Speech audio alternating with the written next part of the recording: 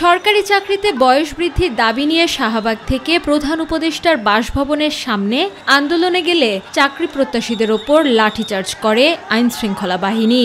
এতে আহত হন বেশ কয়েকজন।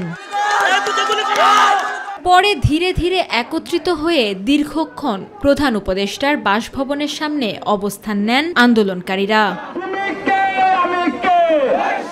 দীর্ঘ ১২ বছর আন্দোলন করেও চাকরি প্রত্যাশীদের বৈষম্যের সুরাহা হয়নি অভিযোগ বিভিন্ন জেলা থেকে আসা আন্দোলনকারীদের। দীর্ঘ ১২ বছর ধরে আমাদের এই যে ৩৫ প্রত্যাশীদের সাথে কখনো আলোচনা করা হয় নাই, এখনো ঠিক একই রকম।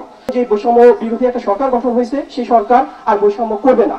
এখানে বিভিন্ন ধরনের বৈষম্য আছে, যে বৈষম্যগুলো নিয়ে আমরা কথা বলার জন্য, আলোচনা করার জন্য আমরা তাদের কাছে যেতে চাইছিলাম, কিন্তু তারা কি আমাদের সাথে আলোচনার সদিচ্ছা পোষণ করে নাই। নারী পুরুষ সবার জন্য আসলে ৩৫টা প্রয়োজন, কারণ যখন ৩৫টা হবে তখন আমাদের জন্য আমরা শুধু সরকারি চাকরির পিছনে না ছুটে আমরা বিভিন্ন জায়গায় বিভিন্ন কর্মক্ষেত্রে ঢুকতে পারবো। পৃথিবীর ১৬২টা দেশে ৩৫ আছে, শুধুমাত্র বাংলাদেশে ৩০। আমরা চাই আমাদের আন্তর্জাতিক মানদণ্ড অনুযায়ী সরকারি চাকরিতে আবেদনের বয়সসীমা ৩৫ করে দেওয়া হোক। ২৭-২৮ যদি দেখে একটা মেয়ে দেখা গেছে তার পারিবারিক চাপ থাকে, বিয়ের চাপ থাকে, বাচ্চা কাচ্চার চাপ থাকে বিয়ের পরে, তো সেখানে আমাদের ৩৫টা যদি দেয় আমি একটা সময় পাবো পড়াশোনা করার, আমরা চাকরিতে অ্যাপ্লাই করার। প্রধান উপদেষ্টা সহ নীতি নির্ধারকরা সমঝোতার বার্তা না দিলে রাজপথেই লাশ হবার হুঁশিয়ারি দেন চাকরি প্রত্যাশীরা। আমাদের একটা শান্তিপূর্ণ আন্দোলনে পুলিশ প্রথমে কোনো উস্কানি ছাড়াই আমাদের উপরে তারা টিয়ার লাগাত এবং সাউন্ড গ্রেনেড হামলা করত।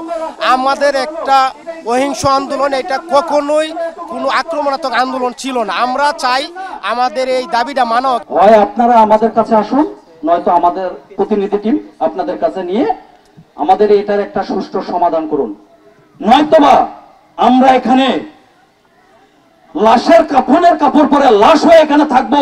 দীর্ঘ ১.৫ মাস আমরা আন্দোলন সংগ্রাম করে আজকে এই ছাত্র বান্ধব সরকারকে প্রধান উপদেষ্টা করেছি এবং আমাদের ছাত্র প্রতিনিধিও 2 জন আছে।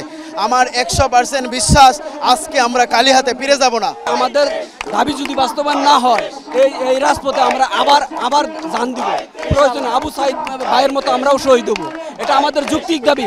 এদিকে যমুনাকে ঘিরে নেওয়া হয় বাড়তি নিরাপত্তা। সহিংসতা এড়াতে পুরো রাস্তা জুড়ে কঠোর অবস্থান নেয় আইনশৃঙ্খলা বাহিনী।